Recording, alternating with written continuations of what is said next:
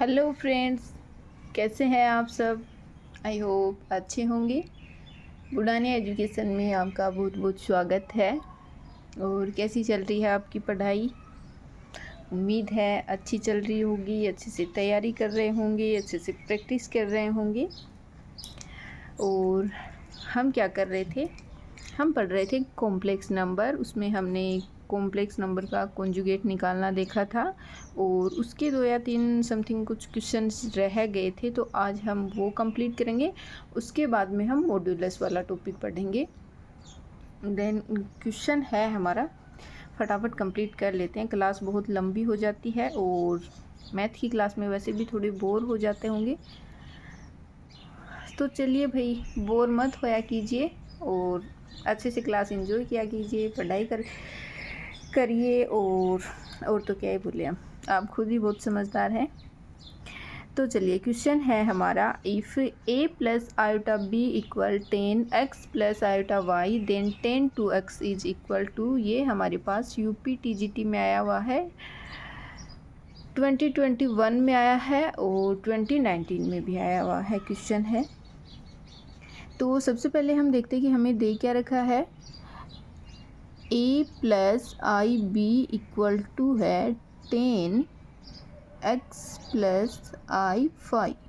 इसको हम equation number 1 नाम दे देते हैं। और सेकंड, यदि हम क्या पढ़ रहे थे, कॉन्जुगेट वाला टॉपिक पढ़ रहे थे, तो हम एक बार उससे कनेक्ट करके देखते हैं कि चलो हमारा हो रहा है क्या। तो यदि हम इस वाले इक्वेशन का कॉन्जुगेट निकालें तो वो हमारा क्या होगा, a minus I B equal to 10x minus i 5। ये हो गया इक्वेशन नंबर 2। यहाँ से यदि हम x प्लस आई वाई की वैल्यू निकालेंगे तो वो हो जाएगी हमारे पास 10 inverse a plus iota b हो जाएगी। चलिए इधर लिख देते हैं, ये हमारी होगी x plus I Y equal to होगी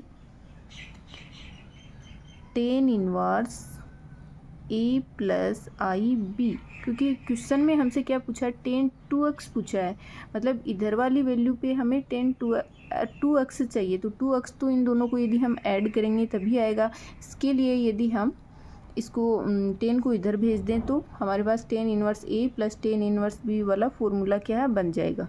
और यहाँ से हमें मिलता है x minus I Y equal to हो जाएगा 10 inverse a minus I B. ये हो गया। यदि हम इन दोनों इक्वेशन का ऐड कर दें तो दोनों इक्वेशन का ऐड करेंगे तो ये हमारे पास आएगा 10 inverse a plus I B plus 10 inverse a minus I B equal to, इन दोनों का ऐड करेंगे तो आई वाई कैंसिल हो जाएगा, ये होगा 2x। और 10 inverse a plus 10 inverse b का फॉर्मूला होता है 10 इनवर्स a प्लस b, यानी a plus iota b plus a minus iota b upon 1 minus A B, 1 minus a plus I B into a minus I B equal to है 2x। 10 को उधर लेके जाएंगे तो ये हो जाएगा 10 2x, जो कि हमसे क्वेश्चन में पूछा है। 10 2x हो गया। यहाँ से आई बी से आई बी कैंसिल हो जाएगा, ये ऊपर आएगा 2a अपॉन 1 माइनस, ये देखिए a प्लस आयोटा b और a माइनस आयोटा b, ये होगा हमारे पास a square plus b square. और एक माइनस हमारे पास बाहर है तो ऑल ओवर ये हो जाएगा 1 minus a square minus b square, जो कि हमारा आंसर हो गया है। और ऑप्शन में यदि देखें तो ऑप्शन नंबर सी जो है वो वाला करेक्ट है। उम्मीद है क्वेश्चन आपको समझ आया होगा। एक बार फिर से देख लीजिए, हमें दे रखा है a plus iota b equal to है 10x प्लस आई वाई और हमें वैल्यू पूछी है 10 2x की। तो ये वाली 2 इक्वेशन है, हमने इसका कॉन्जुगेट किया है। और फिर कॉन्जुगेट मतलब पहले कर लो या बाद में कर लो, हमें तो जो इमेजिनरी पार्ट है उसका ही साइन चेंज करना होता है। तो यहाँ से हमने x प्लस आई वाई की वैल्यू निकालेंगे, टेन को इधर लेके जाएंगे तो ये हो जाएगा टेन इनवर्स ए प्लस आयोटा बी, और एक्स माइनस आई वाई की वैल्यू हो जाएगी टेन इनवर्स ए माइनस आयोटा बी। इन दोनों इक्वेशन का हमने ऐड किया है तो यहाँ से हमें इधर मिला 2x, और इधर ये है टेन इनवर्स है, इधर लेके जाएंगे ये हो जाएगा टेन 2x, और इसको हम हल करेंगे तो ये आएगा 2a/1 माइनस ए स्क्वायर माइनस बी स्क्वायर। उम्मीद है क्वेश्चन आ गया होगा समझ में, और फिर भी नहीं आया है तो ऑनलाइन का यही तो क्या है, बहुत अच्छी बात है कि आप वीडियो में फिर से पीछे जाके पॉज करके फिर से क्वेश्चन ट्राई कीजिए, खुद से देखिए, और एक बार फिर देखिए, दूसरी बार देखिए, तीसरी बार देखिए, जितनी बार नहीं समझ में आएगी देखिए, खुद से ट्राई कीजिए, आ जाएगा, इतना भी कोई टफ नहीं है। और नेक्स्ट क्वेश्चन है x प्लस आयोटा वाई की पावर 1/3 इक्वल टू है हमारा a प्लस आयोटा b। तब वैल्यू पूछी है x/a प्लस y/b का मान है। x/a प्लस y/b की वैल्यू है। तो सबसे पहले हमें x की वैल्यू चाहिए और y की वैल्यू चाहिए, और इधर हमें दे रखा है x की, इसकी जो पावर है इसकी 1/3 दे रखी है। तो क्या हम ये 1/3 मतलब टोटल की पावर 3 करके इधर वाली पावर 3 लेके आ सकते हैं? तो चलिए हम इसका फिर से क्यूब कर देते हैं। क्यूब करेंगे तो ये हमारे पास होगा x plus I Y equal to हो जाएगा a प्लस आयोटा b की क्यूब हो जाएगा। क्यूब हो जाएगा तो a प्लस आयोटा b की क्यूब हम ओपन कर सकते हैं a प्लस b की क्यूब वाले फॉर्मूला से। तो ये होगा a की cube plus 3a square I B plus 3a I B का स्क्वायर प्लस b की क्यूब। ये हो गया, सॉरी आई की क्यूब भी आएगा इसके साथ में।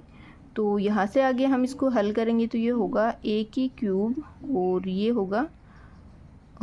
होगा आई का स्क्वायर -1 होगा, तो रियल वाले पार्ट को हम इधर लेके आते हैं तो ये हो जाएगा -3ab स्क्वायर हो गया। फिर प्लस आयोटा यदि हम कॉमन ले तो ये होगा हमारे पास 3a square b minus b की क्यूब। माइनस इसलिए आया है क्योंकि आयोटा क्यूब की वैल्यू जो है वो माइनस आयोटा होती है, और आयोटा हमने बाहर ले लिया है तो ये माइनस रहेगा, और यहाँ पे ये होएगा 3a स्क्वायर b। और इधर है x प्लस आयोटा y, और हम जानते हैं कि कोई भी कॉम्प्लेक्स नंबर जो होते हैं वो तभी इक्वल होते हैं जब उनके रियल पार्ट और इमेजिनरी पार्ट जो कि इक्वल होते हैं तभी। तो यदि हम तुलना करेंगे तो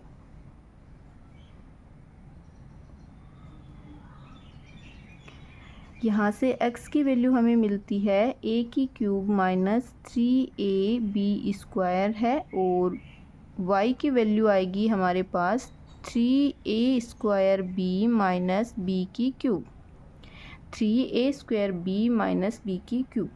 क्वेश्चन में हमसे पूछा है x/a प्लस y/b की वैल्यू पूछी है। तो चलिए वैल्यू पुट करते हैं। x/a प्लस y/b की वैल्यू होगी, x की वैल्यू है हमारे पास a, इसमें से हम कॉमन ले सकते हैं तो ये होगा a square minus 3b square upon a है, और प्लस में यहाँ से हम b बाहर ले सकते हैं तो ये होगा 3a स्क्वायर माइनस b की क्यूब अपॉन b है। b से b कैंसिल हो गया, a से a कैंसिल हो गया, ये वैल्यू आएगी a square minus 3b square plus 3a square minus b की क्यूब। सॉरी ये a की क्यूब है,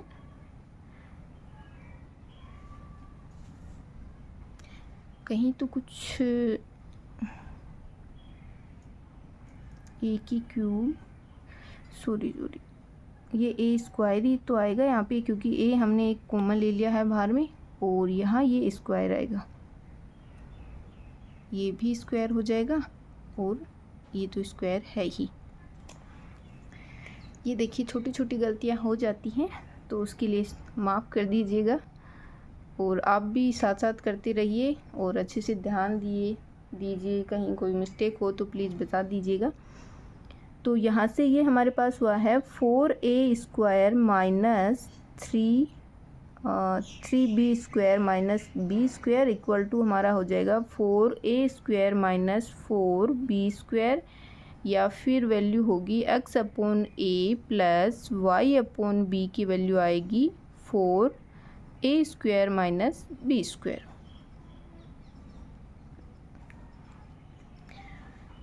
आ गया समझ में?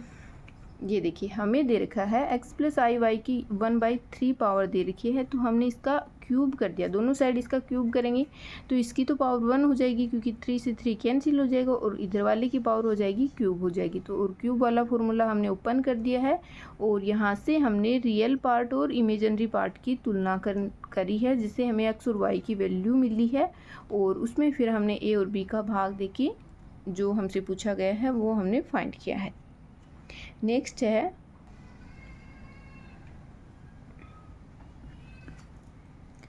क्वेश्चन, देख लीजिए। a plus iota b equal c plus iota upon c minus iota, तब b अपॉन a का मान हमसे पूछा है, b अपॉन a का।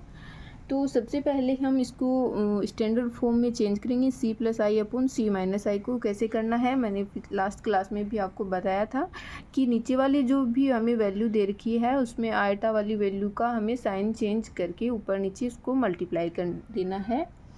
तो यहाँ से ये आएगा a plus I B equal to हो जाएगा c plus I upon c minus i into c plus I upon c plus i. a plus I B equal to होगा c प्लस आई हो जाएगा हमारे पास c² plus 2c iota minus 1 upon c minus i, और c plus i हो जाएगा c² plus 1 हो जाएगा। यहाँ से यदि हम इसको रियल और इमेजिनरी पार्ट को अलग करके लिखें तो ये हो जाएगा c² minus 1 upon c² plus 1 plus i 2c upon c² plus 1। तो यदि हम रियल और इमेजिनरी पार्ट की तुलना करें तो हमारे पास आएगा a की वैल्यू आएगी c² minus 1 upon c² plus 1, and b की वैल्यू आएगी 2c upon c² plus 1। Question में हमसे पूछा है b अपॉन a की वैल्यू पूछी है, b की वैल्यू है 2c अपॉन c² प्लस 1, और अपॉन में a आएगा तो ये हमारी अगर मल्टीप्लाई में लिखेंगे तो ये संख्या उल्टी हो जाएगी, तो ये हो जाएगा c² plus 1 upon c² minus 1, ये इससे कैंसिल हो जाएगी, और ये b अपॉन a की वैल्यू जो आएगी वो होगी 2c upon c² minus 1।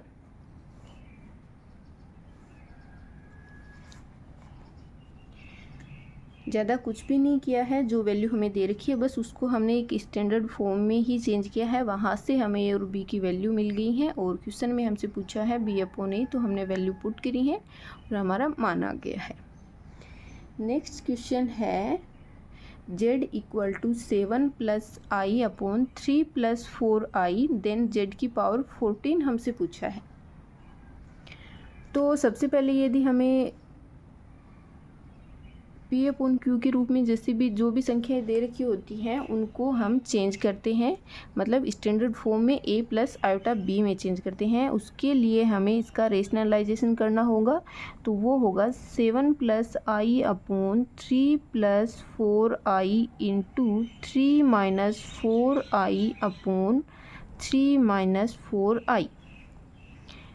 Multiply कर दीजिए, मल्टीप्लाई करेंगे तो ये होगा 21 माइनस 28i प्लस 3i, और माइनस और फिर आयोटा स्क्वायर माइनस प्लस हो जाएगा और 4 हो जाएगा।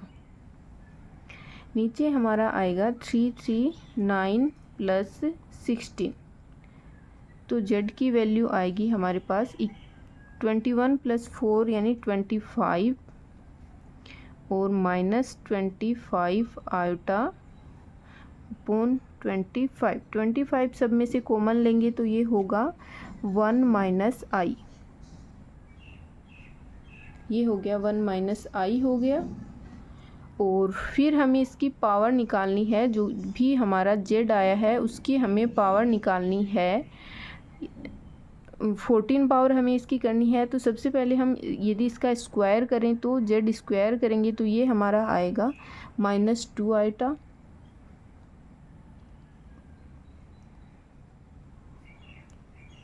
वन माइनस आयोटा का स्क्वायर करेंगे तो वो हमारा आएगा, एक 1 का स्क्वायर होगा और फिर प्लस में आयोटा का स्क्वायर, तो 1 माइनस 1 कैंसिल हो जाएगा और माइनस में 2 आयोटा आएगा, तो ये हो गया 2 आयोटा। अब यदि इसकी पावर हम 7 और कर दें तो ये हमारे पास जेड की पावर 14 हो जाएगा। तो यहाँ से हमने किया है जेड का स्क्वायर है और इसकी पावर हमने 7 कर दी, यानी -2 आयोटा की पावर 7। और आयोटा की पावर 7 में हमारा वो होता है कि यदि ये 4 का मल्टीपल है तो इसकी वैल्यू हमारे पास 1 आ जाएगी, और 4 का मल्टीपल नहीं है तो 4 से डिवाइड करने के बाद में जितनी इसकी पावर बचेंगी उसके अकॉर्डिंग हमारा आंसर होगा। तो यदि हम 7 को 4 से डिवाइड करेंगे तो हमारे पास 3 बाकी रहेगा, और आयोटा की क्यूब की वैल्यू होती है माइनस आयोटा, और माइनस की पावर 7 तो माइनस ही रह जाएगा, -2 की पावर 7 हमारा हो जाएगा, और एक आएगा साथ में आयोटा, यानी जेड की पावर 14 की वैल्यू हमारे पास इतनी आई है। आप 2 की पावर 7 को ओपन करके भी लिख सकते हो,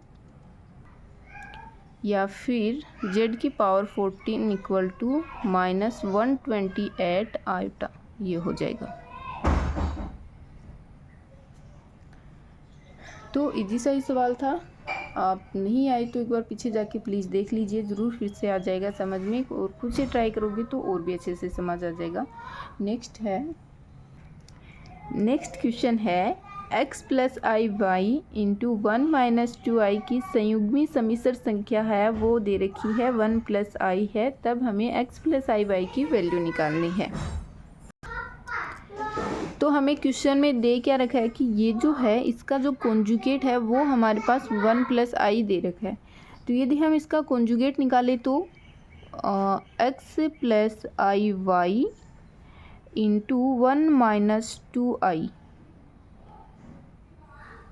इसका हम कॉन्जुगेट निकालेंगे तो वो हमारे पास आएगा 1 + i, और इसकी जो प्रॉपर्टी है वो हमें पता है कि इन दोनों का हम अलग अलग कॉन्जुगेट निकाल सकते हैं, इसका अलग, और 1 - 2i का अलग निकाल सकते हैं, ये होगा 1 + i, यहाँ से वैल्यू आएगी x - iy into 1 + 2i equal to हो जाएगा 1 + i, और x - iy इक्वल टू, इसको हम इधर भाग में भेज दें तो ये होगा 1 + i अपॉन 1 + 2 आयोटा। और इसको यदि आगे हल करें तो आपको पता ही है कि इसका हम रेशनलाइजेशन की तरह, परिमेयकरण की तरह हम इसको हल करेंगे, तो ये होगा 1 + i इंटू 1 - 2i अपॉन 2 × 4 + 1 यानी 5। इन दोनों को ऊपर मल्टीप्लाई करेंगे तो ये हमारे पास आएगा 1 - 2i + i और प्लस का 2 अपॉन 5 हो गया, और ये हमारे पास आएगा 3 - i अपॉन 5। ये वैल्यू है x - y की, 3 - i अपॉन 5। अलग अलग करके लिखें रियल और इमेजिनरी पार्ट को, तो ये होगा 3/5 प्लस माइनस आयोटा अपॉन 5, ये हो गया। और हमें वैल्यू किसकी निकालनी है, x + iy की वैल्यू निकालनी है। तो यदि हम इसका एक बार कॉन्जुगेट निकाल लें तो ये हमारे पास आएगा x - iy का यदि हम बार करें तो ये हो जाएगा 3/5 प्लस i अपॉन 5, और इसका बार हमारा हो जाएगा x + iy equal to value आएगी 3/5 प्लस आयोटा अपॉन 5। या फिर यहाँ से हम जो रियल पार्ट और इमेजिनरी पार्ट है उसकी तुलना करके x और y की वैल्यू निकाल के उसके हिसाब से भी रख सकते हैं, या फिर हम इसका कॉन्जुगेट निकाल के भी लिख सकते हैं। तो ये वैल्यू हो जाएगी हमारी x + iy की, x + iy इक्वल टू हो जाएगा 3/5 plus i upon 5। I hope question आपको समझ आया होगा। हमें एक वैल्यू दे रखी है, उसका हमें कॉन्जुगेट की वैल्यू दे रखी है, मतलब जो भी हमें क्वांटिटी दे रखी है ये वाली क्वांटिटी जो है इसका जो कॉन्जुगेट होगा वो हमारे पास 1 + i होगा। तो सबसे पहले हमने इसका कॉन्जुगेट निकाला है, उसकी वैल्यू हमारे पास कितनी है 1 + i है। कॉन्जुगेट की वैल्यू हमने लिखी है यहाँ पे, ये 1 + 2i है, हमने इसको इधर भेज दिया, भाग में हल किया है और फिर हमने वहाँ से x और y की वैल्यू निकालनी है। आई होप आपको अच्छे से समझ आया होगा। नेक्स्ट हम देखते हैं, आगे हम पढ़ने वाले हैं मॉड्यूलस पढ़ने वाले हैं। कोई भी हमारे पास कॉम्प्लेक्स नंबर दे रखी है उसका हम मापांक कैसे निकालेंगे, मॉड्यूलस कैसे निकालते हैं। यदि हमारे पास z = x + i है, संख्या है, तो इसका मापांक जो होता है वो हमारा होगा √x² + y², या फिर हम इसको ऐसे भी लिख सकते हैं रियल पार्ट ऑफ z का square plus imaginary part of z का स्क्वायर, और इन सब का अंडर हमारे पास होगा। ये जो हमारा मापांक होता है वो बेसिकली हमारा जो एक, यदि हमारी ये संख्या माने हम z है x और y, इसको हम ऐसे लिख सकते हैं, तो वो जो मोड ऑफ z हमारा आएगा, मोड ऑफ z है वो हमारा जो ओरिजिन है, और ये जो संख्या है हमारी कॉम्प्लेक्स नंबर, इनके बीच की जो दूरी है उसको हम इस दूरी से भी रिप्रेजेंट कर सकते हैं, वो दूरी के इक्वल ही होगा। यानी जो मॉड्यूलस होता है वो डिस्टेंस होता है इस ओरिजिन और इस कॉम्प्लेक्स नंबर के बीच की डिस्टेंस हमारे पास होता है। तो यहाँ से ये हो गया, आपको समझ आ गया होगा कि मोड ऑफ जेड जो है वो कुछ नहीं है, जेड की जो है ओरिजिन से जो दूरी है उसको हम रिप्रेजेंट कर रहे हैं, ये मोड ऑफ जेड हो गया। और आगे हम ये भी देखेंगे कि कॉम्प्लेक्स नंबर जो हमारा होता है उसको हम एज ए वेक्टर भी काम में लेते हैं। एज ए वेक्टर, जो हमने वेक्टर कैलकुलस पढ़ी होती है उसमें जैसे हम वेक्टर रिप्रेजेंट करते हैं उसी हिसाब से हम एक कॉम्प्लेक्स नंबर को भी रिप्रेजेंट कर सकते हैं। तो उसी हिसाब से हमारे पास ये जो हम दूरी निकालते हैं उसमें वेक्टर में, उसके हिसाब से ही हमारे पास ये आया है कि मोड ऑफ जेड है वो डिस्टेंस हमारे पास आएगी, दूरी आएगी किसी कॉम्प्लेक्स नंबर जेड और ओरिजिन के मध्य की जो दूरी होगी हम उसको मोड ऑफ जेड बोलेंगे। और आगे इसकी कुछ हम प्रॉपर्टी देखते हैं। मेन चीज़ जो होती है वो प्रॉपर्टी ही होती है मॉड्यूलस की, पूरे कॉम्प्लेक्स नंबर में हमें ये बहुत काम में आने वाली है। तो चलिए स्टार्ट करते हैं। इसकी प्रॉपर्टी आप साथ साथ लिख लीजिएगा।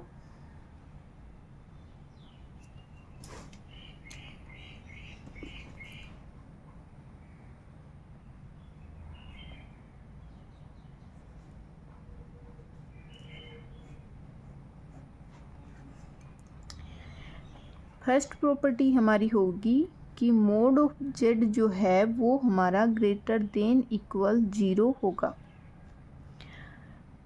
ये बात तो आप खुद भी समझ ही गए होंगे कि ये मोड ऑफ जेड है, ये > 0 कैसे होगा, क्योंकि यदि हम मोड ऑफ जेड करेंगे तो जो भी x और y की वैल्यू है पहले हम उनका स्क्वायर करेंगे और फिर ऐड करेंगे। तो स्क्वायर करके ऐड करेंगे तो नेगेटिव वैल्यू तो आने का कोई चांस ही नहीं बनता कि हम इसका स्क्वायर कर रहे हैं, और स्क्वायर करके ऐड करेंगे तो फिर या ज़्यादा से ज़्यादा क्या हो सकता है, या तो हमारे पास जेड 0 होगा और 0 नहीं होगा, उसके बाद जो भी संख्याएं आएंगी चाहे यहाँ पे x प्लस या माइनस का कुछ भी हो, लेकिन स्क्वायर करेंगे तो वो प्लस हो जाएगा, प्लस करके यदि ऐड करेंगे तो वो हमेशा 0 या 0 से बड़ी वैल्यू ही हमको देगा। सेकेंड है हमारे पास कि रियल पार्ट ऑफ जेड जो है यानी x जो है वो हमेशा लेस देन और इक्वल होगा मोड ऑफ जेड की, या फिर इमेजिनरी पार्ट जो है वो भी होगा लेस देन और इक्वल होगा मोड ऑफ जेड की। कैसे, देखिए, यदि हमारे पास जेड में कोई भी रियल पार्ट है, यदि ओनली रियल पार्ट ही है उसमें, मतलब इमेजिनरी पार्ट यदि हम 0 मान लें, तो यदि हम उसका स्क्वायर करेंगे और फिर उसका अंडर रूट लेंगे तो वो मोड ऑफ जेड जो आएगा वो उसके इक्वल ही आ जाएगा। जैसे जेड = हम मानते हैं 3 + i × 0 है, तो इसका यदि हम मोड निकालेंगे तो इसका मोड हमारे पास 3 ही आ जाएगा और वो x के इक्वल होगा, यानी x = 3 है और वो इसके इक्वल हो जाएगा जेड का। लेस देन की यदि हम बात करें कि लेस देन वाली प्रॉपर्टी कैसे होगा, जैसे कि हमने मान लिया कि 3 + 4 i हमारा कोई भी कॉम्प्लेक्स नंबर है, तो 3 हो गया और 3 का फिर स्क्वायर हो गया, और स्क्वायर में भी हम आगे कुछ ना कुछ ऐड कर रहे हैं, ऐड करके फिर अंडर लेंगे तो वो मतलब 3 से तो कहीं ना कहीं बड़ा ही आएगा, क्योंकि 3 का स्क्वायर 9 है और 9 में कुछ हम ऐड कर रहे हैं, ऐड करके उसका अंडर लेंगे तो 3 से तो बड़ा ही आएगा। तो इसका मतलब है कि रियल पार्ट ऑफ जेड है वो हमेशा मापांक ऑफ जेड से छोटा होगा, और ऐसे ही जो इमेजिनरी पार्ट ऑफ जेड है वो हमारा मोड ऑफ जेड से छोटा होगा। यदि हम इसका उल्टा कर दें कि ये बड़ा कब होगा, बड़ा तब होगा यदि हम इसका साइन चेंज कर दें कि रियल पार्ट ऑफ जेड है वो हमेशा ग्रेटर देन होगा माइनस मोड ऑफ जेड से, या फिर इमेजिनरी पार्ट ऑफ जेड है वो हमेशा बड़ा होगा माइनस मोड ऑफ जेड से। साइन चेंज करते ही हमारा जो इनइक्वलिटी का साइन है वो हमने पढ़ा है पीछे क्वाड्रेटिक इक्वेशन में, वो हमेशा चेंज हो जाता है, तो ये तो ऑब्वियसली बात है, ये चेंज हो गया तो ये हो जाएगा। थर्ड प्रॉपर्टी फोर्थ प्रॉपर्टी है हमारी कि मोड ऑफ जेड जो है वो इक्वल होगा minus mod of minus Z के, या फिर मोड ऑफ जेड बार के, या फिर मोड ऑफ माइनस जेड बार के, या फिर होगा जेड इंटू आयोटा के बार के मोड की। ये सारी जो क्वांटिटी आएंगी हमारे पास ये सारी इक्वल आएंगी। Mod of Z equal to होगा, मोड ऑफ जेड बार होगा, माइनस जेड होगा, ये सारी इक्वल होंगी। कैसे? फॉर एग्जांपल यदि हमारे पास जेड इक्वल टू है एक्स प्लस आई वाई है और जेड बार हमारा हो जाएगा, यदि हम माइनस जेड लें तो ये होगा minus x minus I Y हो जाएगा। थर्ड यदि हम जेड बार करें तो वो होगा एक्स माइनस आई वाई हो जाएगा, और माइनस जेड का यदि हम बार करें तो ये हमारा होगा minus x plus I Y हो जाएगा, और इसको यदि हम आयोटा से मल्टीप्लाई करें जेड आयोटा तो ये हो जाएगा एक्स आयोटा माइनस वाई। ये वाली सारी संख्याएं होगी। अब यदि हम मोड निकालें तो इसका यदि हम मोड निकालेंगे तो वो हमारे पास क्या आएगा, under root X square plus Y square. इसका यदि हम मोड निकालें तो क्या होगा, एक्स स्क्वायर माइनस का है, स्क्वायर करेंगे प्लस का हो जाएगा, ये भी प्लस का यानी X square plus Y square का अंडर रूट हो जाएगा।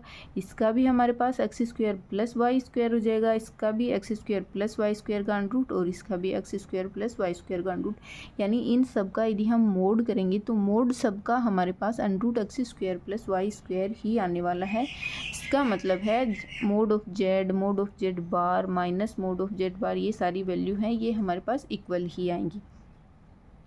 फोर्थ प्रॉपर्टी हो गई। फिफ्थ यदि हम देखें तो ये हमारे पास वेरी इंपॉर्टेंट है, लगभग क्वेश्चन में ही ये काम में हम लेंगे आगे, कि मोड ऑफ जेड स्क्वायर जो है उसको हम लिख सकते हैं जेड इंटू जेड बार।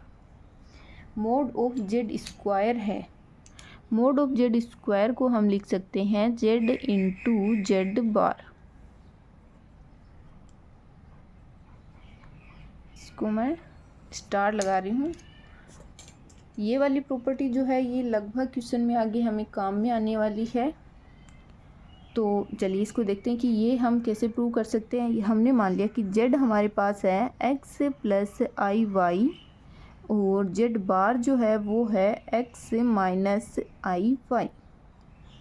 तो जेड इंटू जेड बार यदि हम करेंगे, जेड इंटू जेड बार यदि हम करेंगे तो ये होगा हमारा एक्स प्लस आई वाई, और एक्स माइनस आई वाई है तो ये हो जाएगा X square plus Y square, और ये हमारे पास जेड है तो मोड ऑफ जेड यदि हम निकालेंगे तो वो हमारा होगा X square plus Y square का अंडर रूट होगा, और मोड ऑफ जेड का स्क्वायर यदि हम करते हैं तो ये हमारे पास होगा X square plus Y square. तो ये इक्वेशन नंबर 1 हो गई और ये इक्वेशन नंबर 2 हो गई, और इससे आप देख सकते हैं कि मोड ऑफ जेड स्क्वायर जो है वो इक्वल होता है जेड इंटू जेड बार की। उम्मीद है आपको ये सारी प्रॉपर्टी जो हैं आपको अच्छे से समझ आई होगी। तो कुछ और भी हैं, चलिए और देखते हैं आगे की प्रॉपर्टी क्या है। सिक्स प्रॉपर्टी है हमारी कि mode of Z1 into Z2 into Z3 ऐसा कुछ हो तो इन सब का, जैसे हमने कॉन्जुगेट में निकाला था वैसी ही प्रॉपर्टी ये है कि इन सब का हम अलग अलग मोड करके भी मल्टीप्लाई इनका कर सकते हैं। Mode of Z1 into mod of Z2 into mod of Z3 ये होगा। इन जनरल यदि हम देखें, यदि हमारे पास Z1 into Z2 and so on Zn है, इन सब का यदि हमें मोड निकालना है तो वो इक्वल होगा mod of Z1 into mod of Z2 into and so on mode of Zn। यानी जितनी भी यदि हमें मल्टीप्लिकेशन में संख्याएं दे रखी हैं और फिर उनका हमें मोड निकालना है तो उन सारी संख्याओं का हम अलग अलग मोड निकाल के फिर भी उनका हम मल्टीप्लाई कर सकते हैं। ये हमारी मोड की प्रॉपर्टी है और ऐसी ही हमारी कॉन्जुगेट वाली प्रॉपर्टी भी थी। 7 है हमारी एडिशन जो डिवाइडेशन वाली है। Z1 अपॉन Z2 का यदि हमें मोड निकालना है तो जैसा हमने कॉन्जुगेट में किया था, हम इसका अलग अलग करके मोड निकाल सकते हैं और फिर डिवाइड कर सकते हैं, जहाँ पे हमारे पास Z2 जो होगा वो नॉट इक्वल 0 होगा। ठीक है, आगे वाली प्रॉपर्टी है हमारी कि mode of Z1 plus Z2 का जो स्क्वायर है उसकी वैल्यू हमारे पास क्या आएगी, उसकी वैल्यू होगी मोड ऑफ Z1 का square plus mod of Z2 का square plus Z2 into Z1 का बार प्लस Z1 इंटू Z2 का बार। यदि हम इसका स्क्वायर खोलें तो अब ये वाली वैल्यू जो है ये हमारे पास एक दूसरे के कॉन्जुगेट हैं। यदि हम इसका बार करेंगे तो ये वाली आएगी, इसका बार करेंगे तो हमारे पास ये वाली आएगी। और हमने बार वाली प्रॉपर्टी में पढ़ा था कि हमारे पास Z प्लस Z का बार जो है वो हमारा होगा 2 into real part of Z के इक्वल होगा। तो यहाँ से हम इसको लिख सकते हैं कि ये जो है ये एक दूसरे के हमारे पास हैं जो हैं कॉन्जुगेट हैं, तो इसको हम इस टाइप से लिख सकते हैं। तो ये हो जाएगा मोड ऑफ Z1 का square plus mod of Z2 का square plus 2 into real part of Z1 into Z2 का बार। ये हो गया। एक और टाइप से भी हम इसको लिख सकते हैं, Z1 का स्क्वायर प्लस Z2 का square plus 2 into mod of Z1 mod of Z2 into cos θ1 minus θ2। ये वाली जो प्रूफ है वो हम जब आर्गुमेंट वगैरह पढ़ेंगे उसमें प्रूफ करेंगे। तब तक के लिए आप इसको ऐसे ही याद कर लीजिए। और इसके आगे वाली प्रॉपर्टी जो होगी वो इसकी माइनस में है। इसी प्रकार Z1 माइनस Z2 का मोड का स्क्वायर जो होगा वो हमारे पास होगा मोड ऑफ Z1 का square plus mod of Z2 का square minus 2 into real part of Z1 into Z2 का बार हो जाएगा। और इस वाली प्रॉपर्टी में इसमें भी माइनस का साइन आ जाएगा। Z1 का स्क्वायर प्लस Z2 का square minus 2 mod of Z1 mod of Z2 into cos θ1 minus θ2। ये हो गया। इन दोनों के एडिशन से भी हमारे पास एक प्रॉपर्टी आएगी, वो क्या होगी, Z1 का स्क्वायर Z1 प्लस Z2 का मोड का स्क्वायर और प्लस में यदि हमारे पास mode of Z1 minus Z2 का स्क्वायर हो, इन दोनों का यदि हम ऐड करेंगे तो ये वाली वैल्यू हमारी कैंसिल हो जाएंगी। तो ये होगा हमारे पास 2 इंटू मोड ऑफ Z1 का square plus mod of Z2 का स्क्वायर। ये हो जाएगा। नेक्स्ट प्रॉपर्टी है हमारी मोड ऑफ Z की पावर n है। तो ये कोई भी हमारे पास कॉम्प्लेक्स नंबर है उसकी जितनी भी पावर हमें दे रखी है फिर उसका हमें मोड निकालना है, तो हम उस कॉम्प्लेक्स नंबर का मोड निकाल के फिर उसकी पावर कर सकते हैं। दोनों इक्वल ही होंगी और n हमारा n बिलोंग्स टू n होगा। आगे वाली प्रॉपर्टी है हमारी, ये देखिए, यदि हम दो कॉम्प्लेक्स नंबर का ऐड करेंगे Z1 plus Z2 Z2 is less than equal होगा mod of Z1 plus mod of Z2, या फिर mod of Z1 plus mod of Z2 जो है वो ग्रेटर देन होगा mod of Z1 minus mod of Z2, इसके equal होगा। Next property में यदि हम इसमें माइनस लें तो mode of Z1 minus mod of Z2 जो है वो लेस देन होगा mod of Z1 plus mod of Z2, और ये ग्रेटर देन होगा Z1 माइनस Z2 का मोड जो है वो ग्रेटर देन इक्वल होगा mod of Z1 minus mod of Z2। ये देखिए, ये दोनों जो प्रॉपर्टी हैं वो बहुत इम्पोर्टेंट है, स्टार लगा रही हूँ, इनको अच्छे से याद कर लीजिएगा। ये वाली प्रॉपर्टी जो है इनका प्रूफ हम नेक्स्ट क्लास में करेंगे, जहाँ पे हम पढ़ेंगे कि कॉम्प्लेक्स नंबर को हम एज ए वेक्टर रिप्रेजेंट कर सकते हैं। तो वहाँ पे यदि हम वेक्टर का जो एडिशन सब्ट्रैक्शन लॉ होता है उसके हिसाब से हम इसको प्रूव करके देखेंगे कि ये वाली प्रॉपर्टी हम कैसे प्रूव करते हैं। और जो ट्रायंगल लॉ होता है हमारा कि त्रिभुज की दो भुजाओं का योग जो है वो तीसरी भुजा से हमेशा छोटा होता है, वो वाली प्रॉपर्टी इसमें लग रही है।